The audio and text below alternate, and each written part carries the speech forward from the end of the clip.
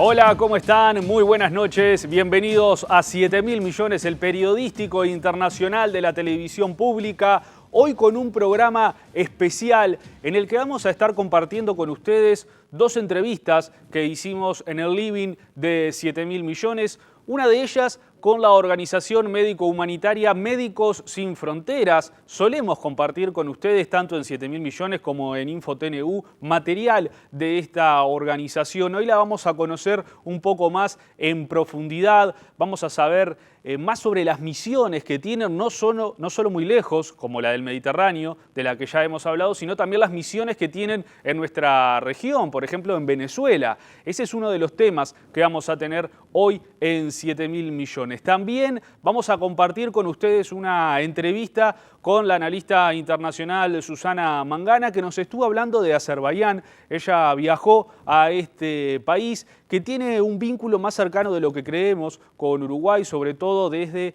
el lugar de la educación, estudiantes uruguayos que van a formarse a Azerbaiyán. Vamos a intentar acercarnos a este país del que realmente se sabe muy poco. Por estos lados vamos a conocer más sobre sus tradiciones, su cultura.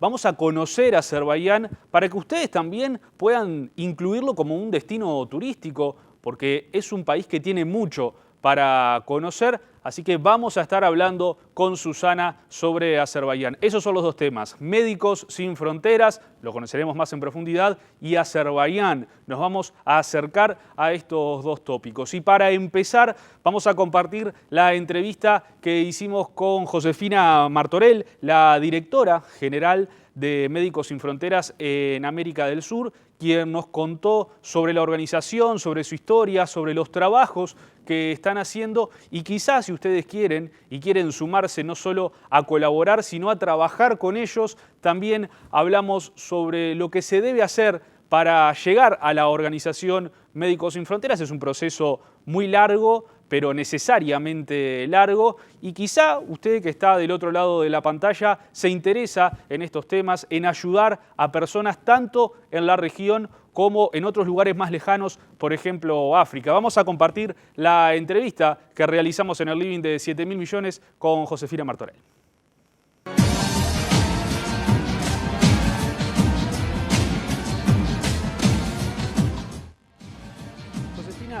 Contanos un poco de qué trata Médicos Sin Frontera, con quiénes son, con los que trabajan, cuáles son las misiones. Bueno, Médicos Sin Fronteras es una organización médica internacional humanitaria que actuamos ante conflictos armados, ante catástrofes de origen humana o también natural, ante epidemias, con enfermedades olvidadas.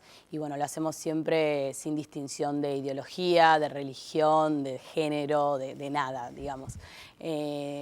Ahora, en 2018, tuvimos misiones en más de 70 países, tuvimos más de 460 proyectos, somos 3.800 profesionales de todo el mundo que trabajamos internacionalmente, sumado a más de 38.000 personas que son contratadas localmente en las misiones. Así que bueno, es una organización bastante grande. ¿Cómo se financia esta organización?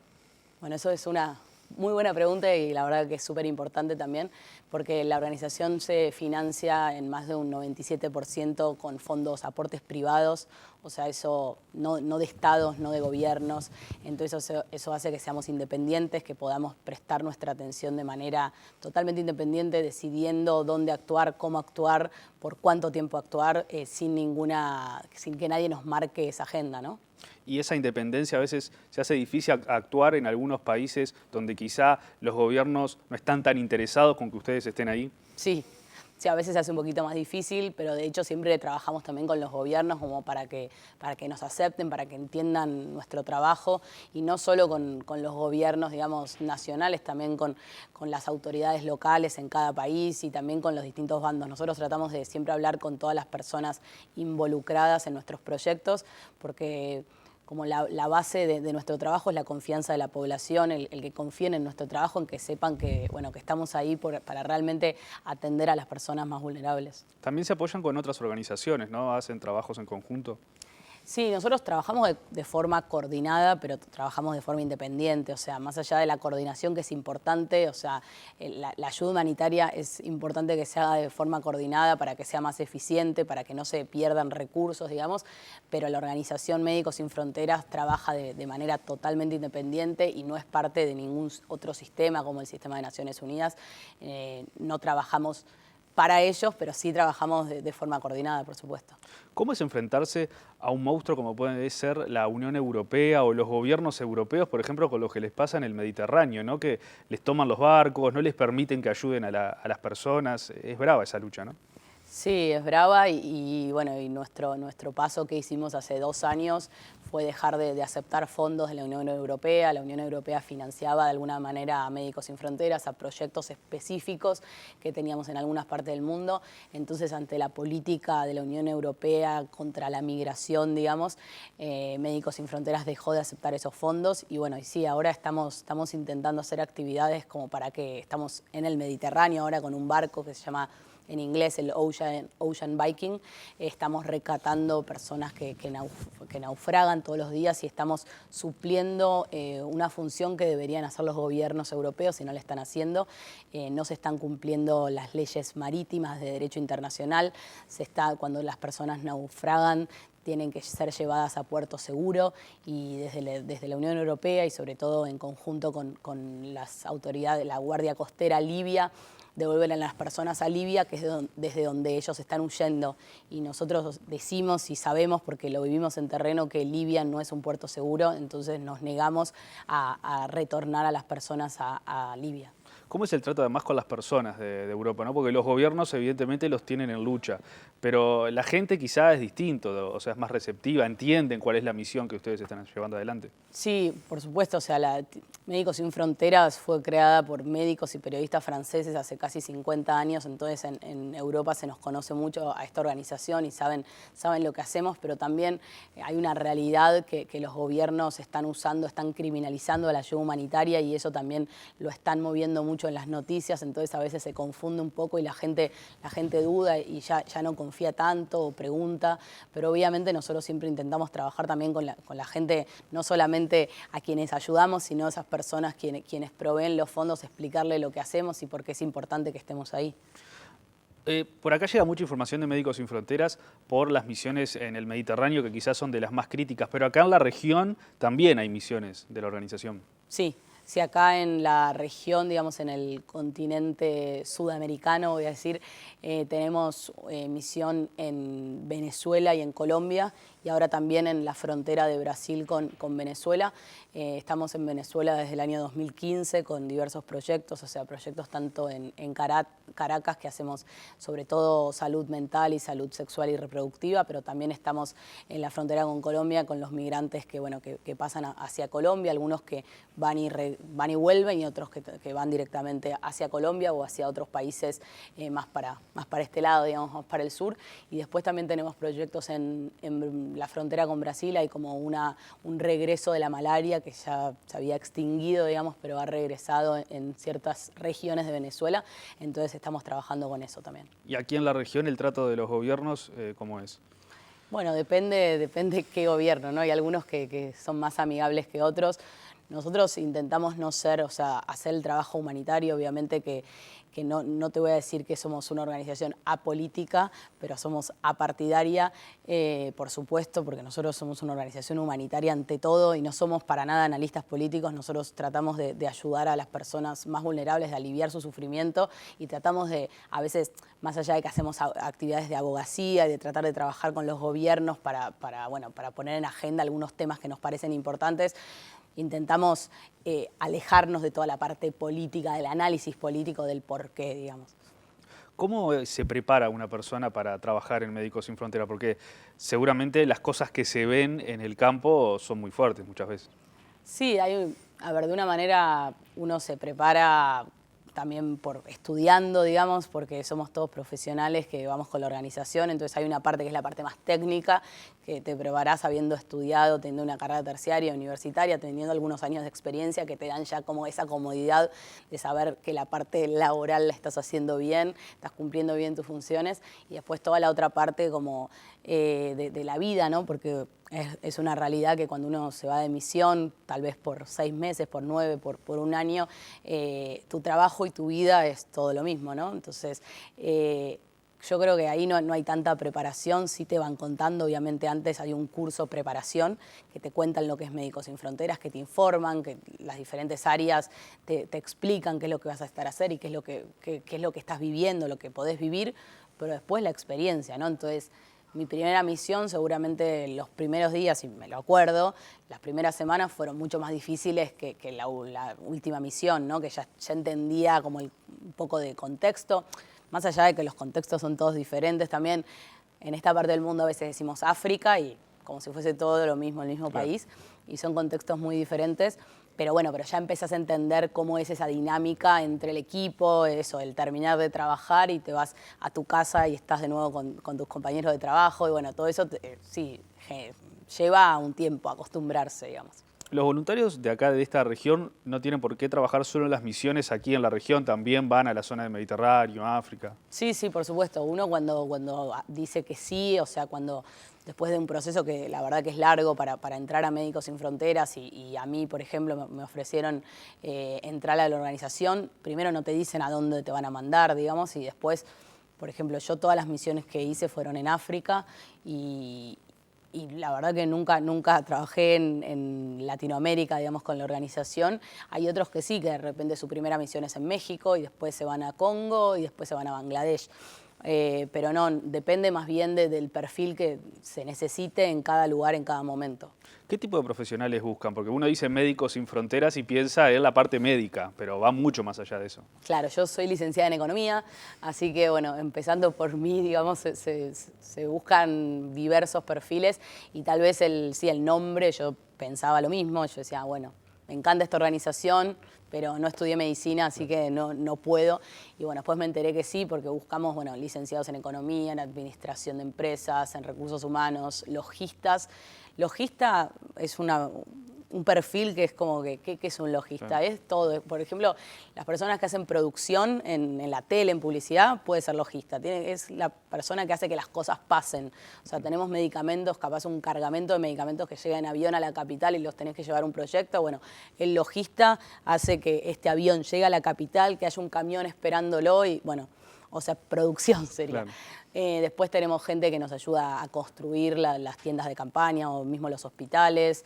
Y bueno, después toda la parte medical, sanitaria o paramedical, todo, desde médicos, enfermeros, psicólogos, bueno, farmacéuticos, gente de laboratorio, bueno, O y AS, ¿no? Porque también hay muchas mujeres, o sea, la mayoría de las personas que trabajan en ciertos perfiles son mujeres, o sea, eso no hacemos ninguna distinción, obviamente. Sí, la mujer tiene como, o sea, se acerca más a la persona, tiene como más facilidad quizá para entender cosas que los hombres a veces somos más brutos y no entendemos, y en esos casos hay situaciones, quizá el de una madre que tuvo que cruzar el Mediterráneo con su hijo, en el que esté cerca una mujer, para esa persona es mucho más fácil, ¿no? Sí, tal vez en realidad depende del contexto. Hay contextos o para tratar según qué, no sé, una mujer que ha sido víctima de violencia sexual tal vez se siente más cómoda de hablarlo con otra mujer, pero no necesariamente en el sentido, yo no lo veo tanto como que el hombre es más duro. Bueno, sí, por ahí tienen más barreras, pero después cuando estás ahí un poco que se te bajan varias barreras y podés, la empatía es lo más importante y la empatía tanto en el hombre como en la mujer es lo más importante para este trabajo, obviamente.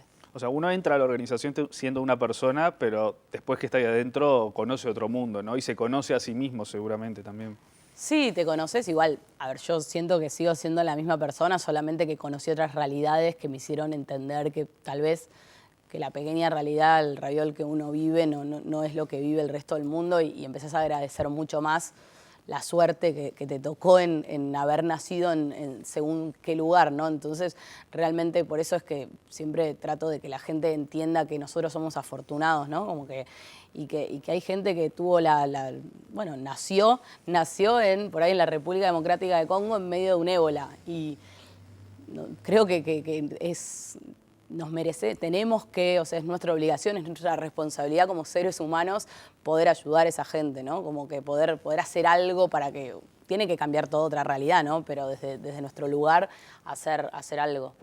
Vos decías que para poder trabajar en la organización es un proceso muy largo, pero el que esté interesado, ¿cómo tiene que hacer para iniciar ese proceso para llegar a Médicos Sin Fronteras?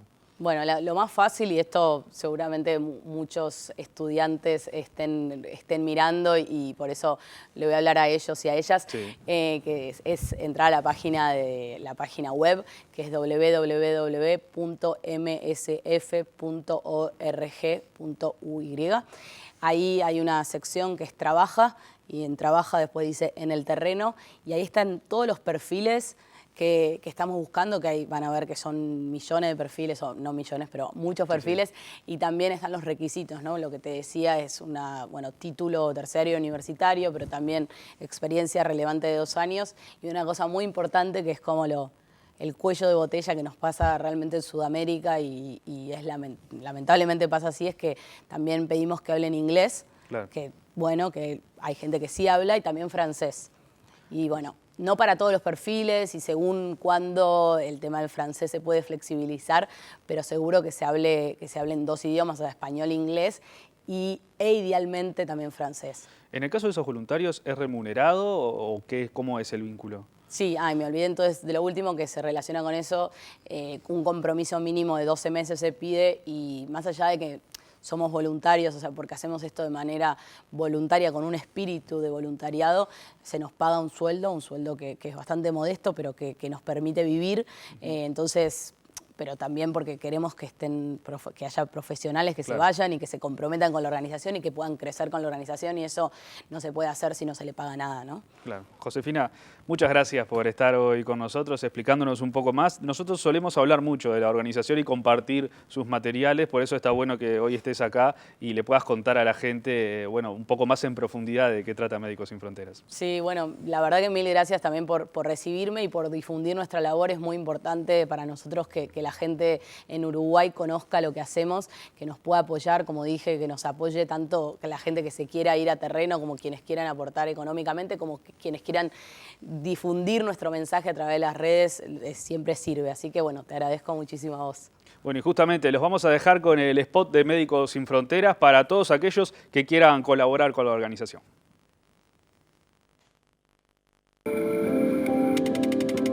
Podemos ser violentos, crueles, soberbios. Sin embargo, lo único capaz de salvar a un ser humano es otro ser humano. Ayúdanos a salvar vidas. Asociate a Médicos Sin Fronteras. Ingresá a msf.org.uy o llama al 2929-2121. En los lugares más olvidados del mundo, en conflictos armados, en epidemias, cuando el hambre amenaza la supervivencia, hay seres humanos, personas que necesitan ayuda médica, vidas que necesitan ser salvadas. Dona ahora a Médicos Sin Fronteras. Ingresá a msf.org.uy o llama al 2929-2121. Tu ayuda salva vidas.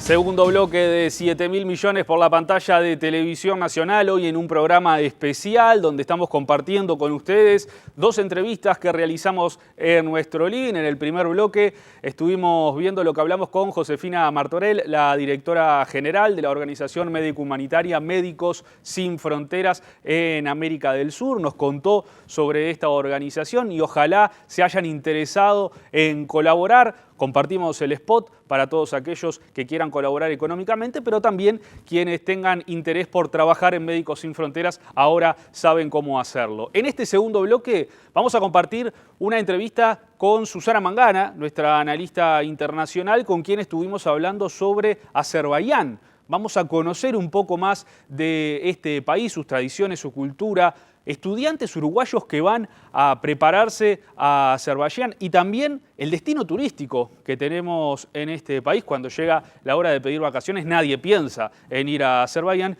pero quizá después de esta entrevista con Susana Mangana se les despierta el bichito para ir a conocer este país.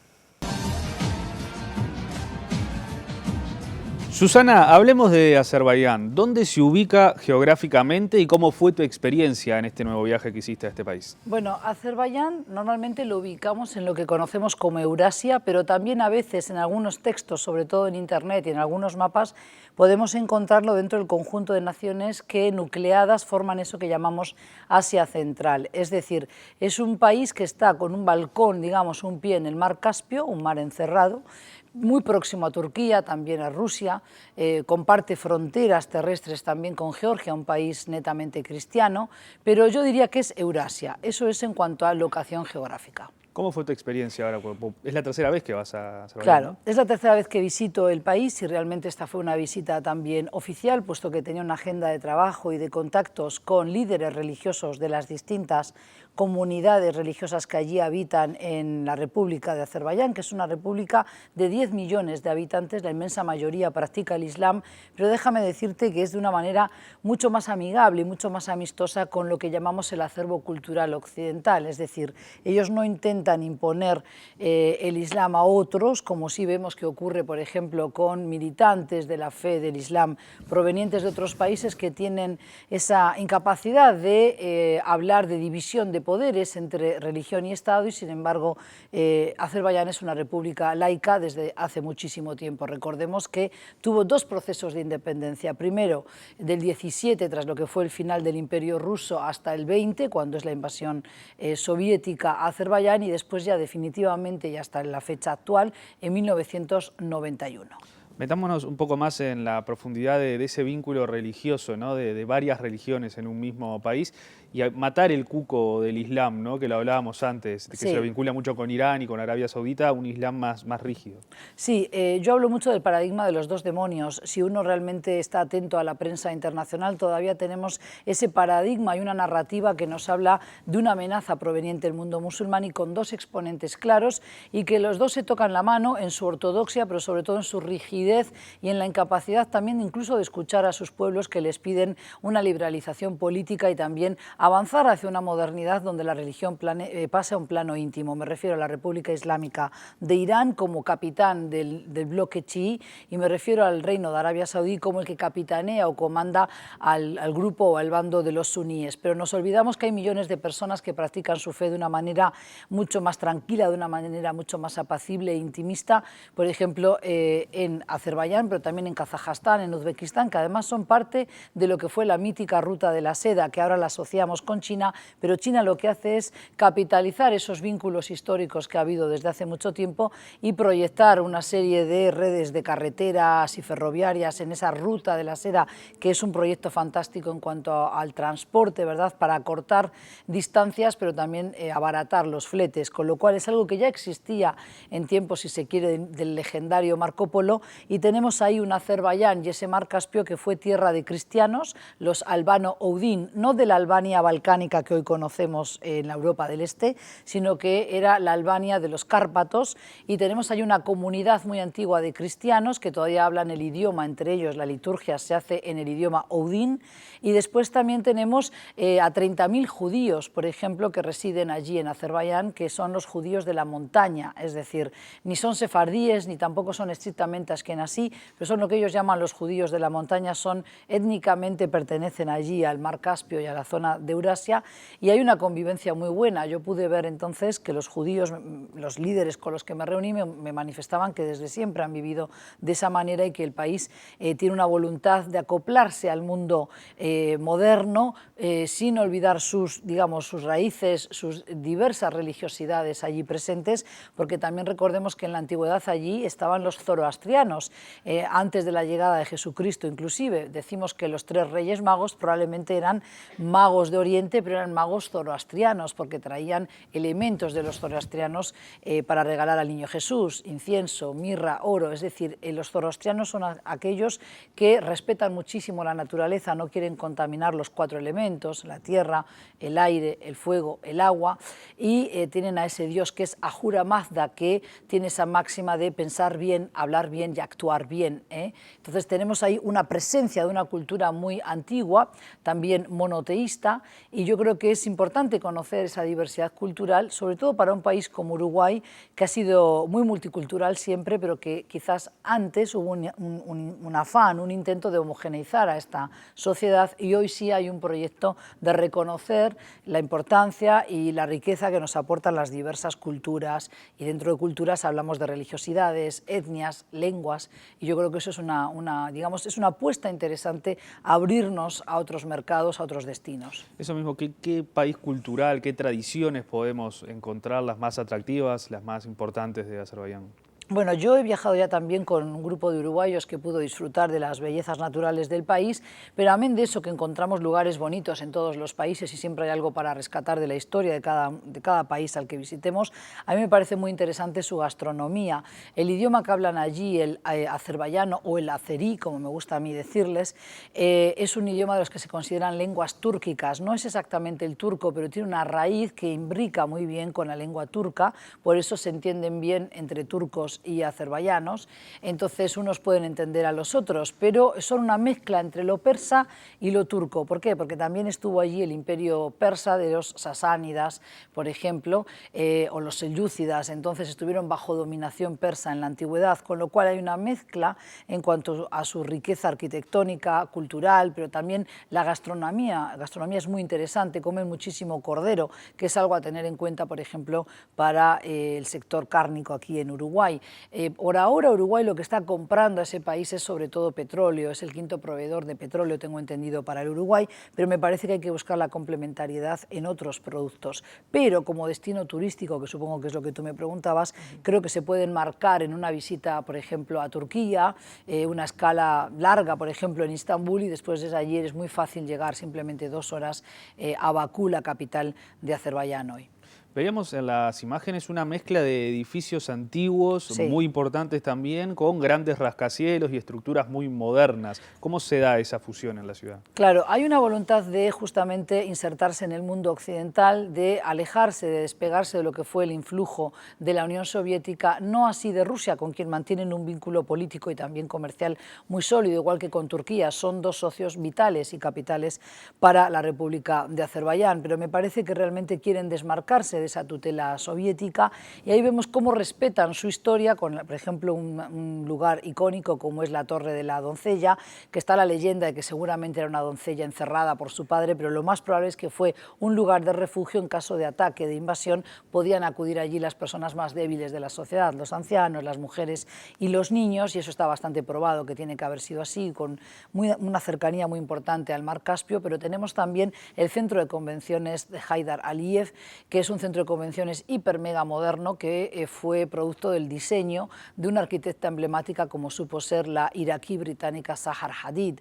Entonces es una capital, Bakú, muy bonita, muy verde, pero que tiene toda esa esplanada, que tiene toda ese camino al mar, toda esa rambla, diríamos aquí, donde uno puede o bien sentarse a tomar o degustar un té, por ejemplo. Son muy afectos al té, pero también a los dulces, tipo baklava, los dulces orientales, pero realmente hay una buena mezcla de lo antiguo con lo moderno, es decir, están construyendo de manera que sea respetuosa con esas raíces históricas, y es muy fácil ver distintos minaretes en altura, tanto de las mezquitas, que no son las que más abundan, pero también torres de televisión, es decir, antenas, o por ejemplo edificios muy modernos, porque el skyline de Bakú empieza a competir ya. Por ejemplo, se habla de que quiere competir con el skyline de Dubái, que tú sabes que es un emirato marca, un emirato que ya hemos hablado del emblemático, que lo que vende es esa sofisticación, todos esos diseños de vanguardia, y bueno, Bakú en ese sentido también está invirtiendo mucho porque sabe que es un escaparate al mundo. Hablamos del vínculo con Turquía, también con Rusia. ¿Cómo es el vínculo de Azerbaiyán con otras potencias como puede ser la Unión Europea o Estados Unidos?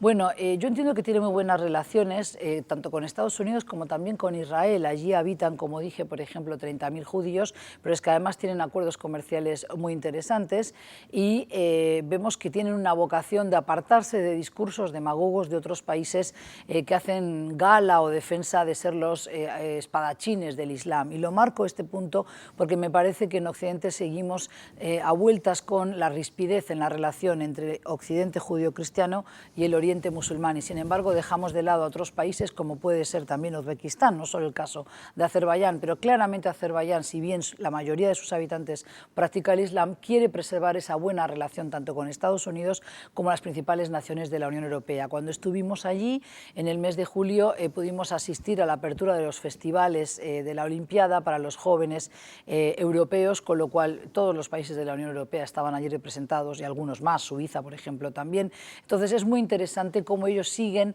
celebrando todos estos festivales o, por ejemplo, la carrera de Fórmula 1 para de alguna manera conseguir la atención del mundo y mostrar no solo la belleza del país, sino también que tienen capacidad de gestionar proyectos, que tienen capacidad también de buscar otras alturas, otras miras y de captar inversiones o, a su vez, de ellos diversificar su economía, que hasta ahora ha estado muy rehén del monoproducto que son los hidrocarburos, por supuesto el gas natural, además del petróleo.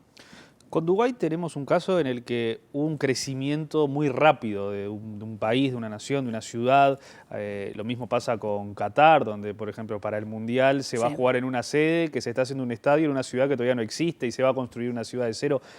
¿Cómo es el caso de Azerbaiyán? ¿Hay un crecimiento así acelerado o es un proceso más paulatino? Yo creo que ha sido mucho más paulatino y no tenemos que olvidar que por ahí han transitado varios imperios. Hablaba del imperio persa de la antigüedad, pero también habló, por ejemplo, del imperio ruso y después de los soviéticos, de la Unión Soviética, que casi podemos decir, si no fue un imperio, fue una potencia en lo militar, en lo político y también en lo económico. Entonces yo creo que es un país que tiene otras raíces, que tiene otra solidez y es muy orgulloso de su identidad. Evidentemente que también hay algunos elementos que siembran la duda, ¿verdad? Tiene una relación todavía muy ríspida con la vecina Armenia, con quien muchos países también de la Unión Europea tienen sólida relación y por tanto el conflicto de Nagorno-Karabaj se solapa, digamos, de alguna manera, está ahí socavando la relación de Armenia y de Azerbaiyán, pero claramente yo creo que la historia de Azerbaiyán le permite tener unas espaldas mucho más anchas que los Emiratos Árabes Unidos o, por ejemplo, Qatar. En ese sentido solamente tienen 50 años de vida, antes de eso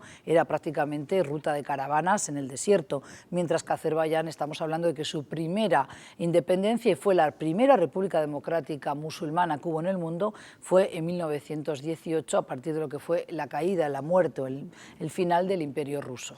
¿Cómo se vive en Azerbaiyán ese conflicto con Armenia? Bueno, evidentemente los ánimos siempre se crispan cuando el tema sale, pero he de decir que en mi caso no intentan imponerme una lectura lineal, es decir, no sacamos el tema. Mi objetivo siempre es ir a investigar y me relaciono sobre todo con profesores, con estudiantes, voy a las universidades públicas y privadas, pero sobre todo me reúno con líderes religiosos, con empresarios también, pero no trabajamos esto porque entiendo que no va a partir de mí una opinión que va a ayudar a resolver el conflicto. Evidentemente que ellos tienen su posición tomada al respecto, pero son respetuosos de las personas que vienen de afuera y no intentan imponerte su única visión. Te dan a conocer, sí, y te dan libros de repente si tú los solicitas, pero no es nunca un tema en nuestras negociaciones, sino que siempre mis visitas han sido de carácter cultural, exploratorio y sobre todo buscando la cooperación académica para que más jóvenes también de Uruguay puedan ir a estudiar allí, puedan desarrollar proyectos, por ejemplo, de investigación conjunta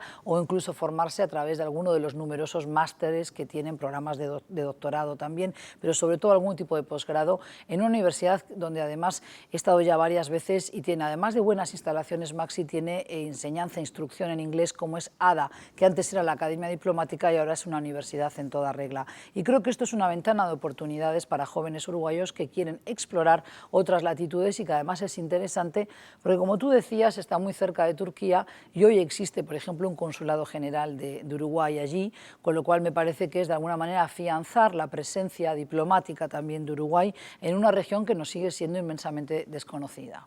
Bueno, justamente, Asia Central es como una burbuja en el mundo, ¿no? Por lo menos para este lado del mundo se sabe muy poco, capaz que vos que venís de España, allá se conoce un poco más, pero no creas. Es como otro planeta. Claro, es muy distinto y en España tampoco se conoce. Esto se asociaba con la Unión Soviética política y quedaban de alguna manera invisibilizados en aquello que decíamos el comunismo, el régimen comunista o los soviéticos, pero se sabe muy poco de las particularidades de cada uno de estos países. Fíjate que tenemos que hablar de Uzbekistán o Kirguistán, pero también Tayikistán, y de estos países no conocemos ni el idioma, ni su cultura, ni la diversidad también étnica y religiosa que allí habitan. Por eso me parece que es interesante seguir conociendo a Azerbaiyán, además de que tienen una embajada permanente desde hace algunos años aquí. La relación empezó a consolidarse a partir de una visita de Estado, no de Estado, sino una visita oficial, perdón, no fue de Estado, no vino el presidente, sino que de parlamentarios que vinieron en el 2012, y a partir de ahí se van a consolidar los lazos bilaterales y hoy hay una embajada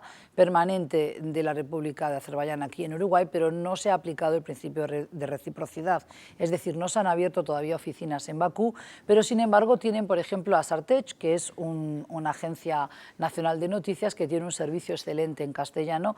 Pudimos reunirnos con su directora y realmente tienen un español impecable, muy pulido, con lo cual cuidan todos esos aspectos porque ellos también se quieren dar a conocer en el mundo, no solo por razones comerciales. Muchas veces perdemos de vista, Maxi, en general la gente, los que nos pueden estar mirando en estos momentos, tienen que saber que un país no solo abre embajadas para vender más y mejor, sino que también tiene que buscar insertarse en otras regiones, que tiene que buscar también el apoyo de otros socios para una votación, es decir, intentar también vender la marca país, pero también venderte como un socio confiable para que después te den a ti su apoyo, esos países, en uno de los foros multilaterales de los múltiples en los que participa, por ejemplo, Uruguay, llámese Naciones Unidas, llámese UNICEF, llámese UNESCO, que son agencias de Naciones Unidas, por ejemplo.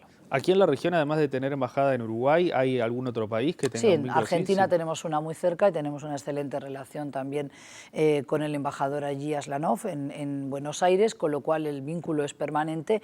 Pero a mí me interesa sobre todo destacar que estudio Azerbaiyán porque claramente al ser un país de mayoría musulmana me obligo a mí misma también a salir de esa dinámica donde miramos solo a Oriente Medio o solo, por ejemplo, al Magreb, olvidando también a los musulmanes de Indonesia, Malasia, pero también al África subsahariana. ¿Cuánto sabemos del Islam, por ejemplo, que se practica en Nigeria más allá de los titulares sobre Boko Haram? Es decir, yo quiero desmarcarme de esa lectura tan simplista del mundo musulmán y es por eso que siempre estoy a la búsqueda de realizar contactos y estadías para conocer en el terreno y para hacer trabajo de campo de países que también pertenecen a eso que llamamos nebulosa del mundo musulmán, que son ya 1.800 millones de personas. Pero en Bakú, pero también en el resto del país, no vas a ver a mujeres, por ejemplo, con chador, con burka, muchas veces ni siquiera llevan el hijab, son mujeres que estudian, que también trabajan, que integran el mercado laboral y son muchísimas las que van a la universidad.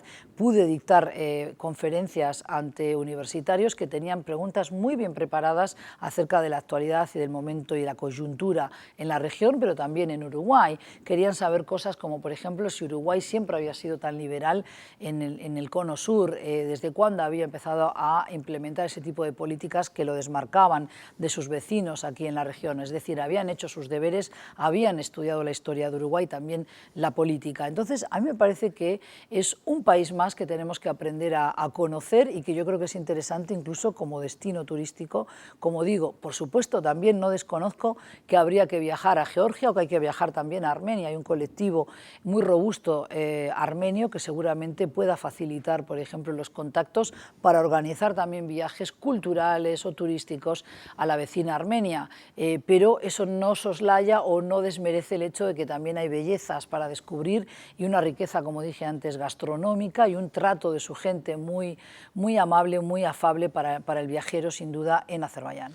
¿Falta formación para matar ese cuco que decías vos de que los musulmanes se les vincula? Lo primero que se piensa es en el terrorismo, son los malos de la película. Claro, sin duda. O sea, vivimos momentos muy caóticos donde todavía el Islam, sobre todo en los países que mantienen esas tensiones permanentes con el mundo musulmán, dígase Estados Unidos, dígase también la Unión Europea, todavía hay un gran y profundo desconocimiento acerca de casi todo en el mundo musulmán. Esto queda relegado para una pequeña élite de estudiosos o de académicos.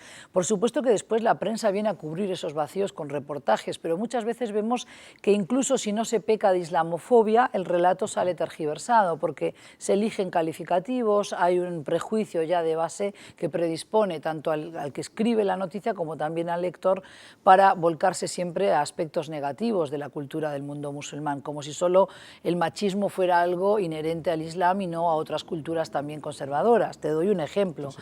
O cargamos las tintas con el tema del velo de las mujeres musulmanas, anulando así a millones de mujeres que incluso luciendo la prenda islámica, el hijab, también van a la universidad o que manejan un vehículo, que también son escribanas o, por ejemplo, médicos, ¿no? Entonces, yo creo que esto todavía tenemos que trabajar mucho más, implantar más una cultura del respeto a otra cultura, valga la redundancia, ¿no? Una cultura nuestra educativa donde sepamos comprender al otro, valorando su especificidad y no creyéndonos nosotros superiores por el hecho de pertenecer a la cultura occidental. Porque incluso el más ateo, aquí en Uruguay como en España, venimos de cultura judeocristiana, es decir, un 25 de diciembre nos evoca algo a todos, ¿verdad? Por más que tú no creas o no seas practicante de la fe cristiana, pero sabes lo que es el 25 de diciembre y casi nadie quiere ir a trabajar ese día, más allá de si eres agnóstico o ateo. Pero yo creo que visitar países como Azerbaiyán, como también dije antes, Uzbekistán, pueden servir también para, de alguna manera, conocer otras aristas, otras facetas del Islam, que es mucho más, con una vocación, yo diría, más moderna, una vocación de adaptarse a las exigencias del tiempo moderno, que no es necesariamente la modernidad que entendemos aquí en Occidente o en Latinoamérica, sino que tiene que ser una modernidad respetuosa con esas diferencias culturales en cada rincón del planeta. Para cerrar ahora sí, Susana, los jóvenes que se quieren acercar a Azerbaiyán, por esto que decías de las becas, del intercambio académico, ¿por dónde tienen que ir? Bueno, yo creo que lo primero que hay que hacer es ponerse en contacto con las oficinas diplomáticas de cualquier país al que uno quiere visitar, es decir, hay obligación del personal diplomático de esos países de asistir y de informar y por tanto pueden visitar la página web o pueden ponerse en contacto, está aquí en lo que llamamos Boulevard Artigas, muy cerquita del Golf, entonces allí pueden ir a visitar al encargado de negocios, previa llamada y agendar una entrevista y a partir de ahí se pone a andar la maquinaria para ver si hay becas en el área de conocimiento que la persona busca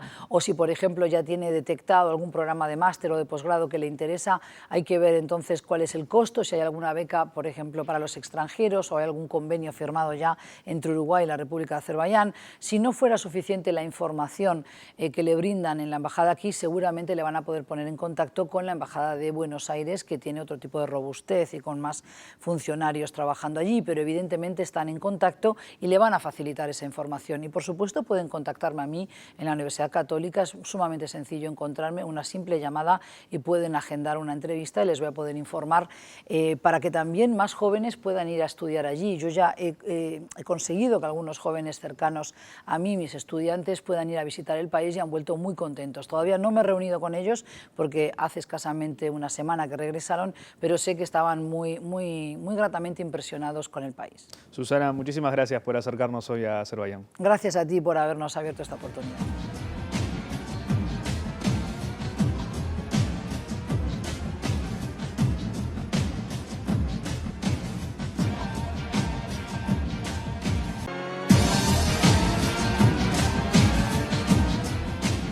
Tercer y último bloque de 7.000 millones por la pantalla de Televisión Nacional. Hoy en un programa especial compartimos con ustedes dos entrevistas que realizamos en nuestro living con Josefina Martorell de la organización médico-humanitaria Médicos Sin Fronteras y con nuestra analista internacional Susana Mangana, quien nos contó un poco sobre Azerbaiyán, un país que ojalá ahora conozcan un poco más y les interese seguir conociendo. Pero en este bloque vamos a salir a recorrer el mundo como hacemos siempre, empezando por España, donde vamos a conocer el caso de una joven que sufrió violencia de género y que hoy parte de su terapia es tener la compañía de un perro que la acompaña justamente, valga la redundancia, a todas partes, pero se encuentra con que las reglas todavía no están ayornadas y muchas veces se le hace imposible algo tan básico como, por ejemplo, subirse al ómnibus con este animal. Vamos a conocer su historia.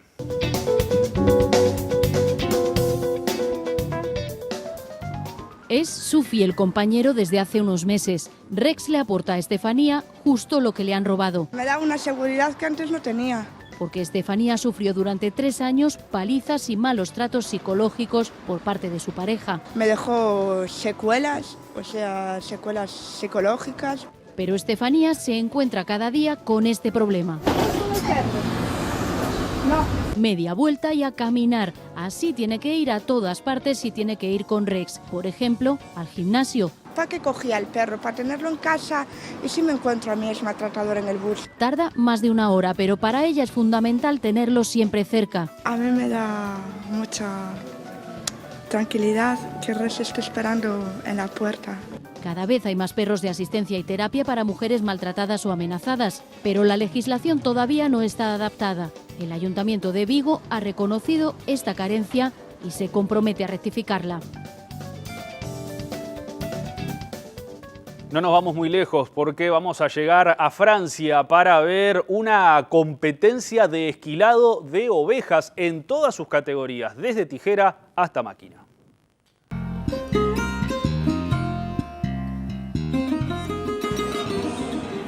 Esta pequeña localidad de Francia celebra hasta el domingo un campeonato muy original, el que concederá al ganador el título mundial de esquilador de ovejas. Por aquí pasarán 320 competidores de 34 países de todo el mundo. El título se divide en 3 categorías: esquilado con máquina, esquilado con tijera y selección de la lana. La prueba final será el domingo. Ese día 20 ovejas tendrán que ser esquiladas en un margen de tiempo máximo de entre 12 y 16 minutos. Toda una proeza. Volvemos a España para ver un duro golpe al narcotráfico, producción ilegal de marihuana. Y miren cómo se enteran de dónde están elaborando esta marihuana, porque son edificios que están colgados a la red eléctrica.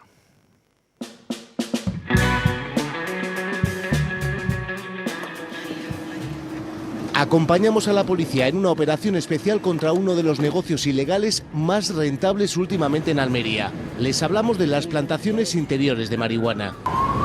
Tan rentable que el 95% de lo que se cultiva aquí, en estos edificios, se exporta al norte de Europa por su calidad. La mejor calidad de marihuana, producto de origen. Entramos en este edificio del barrio del Puche, cerrado herméticamente, con cámaras en algunas ventanas. Los operarios acompañan a los agentes, cara cubierta, para evitar represalias de los narcos. Aquí se conocen todos. Comprueban los enganches ilegales a la luz, algunos tapados con lonas. Un consumo muy elevado que posiblemente sea destinado a algo ilegal. Casi todo un edificio dedicado a esto. Dentro, jardines enteros de marihuana. Está funcionando las 24 horas del día. Que al año puedan recoger 3 cosechas o 4. A los chavales que cuidan las plantaciones, los narcos les pagan 2.000 euros al mes. Esto para que se hagan una idea del dinero que se mueve. El 12% de la marihuana que se cosecha en toda España está aquí. Disimulan lo justo. Cerca del edificio queman los restos de las plantas que no sirven.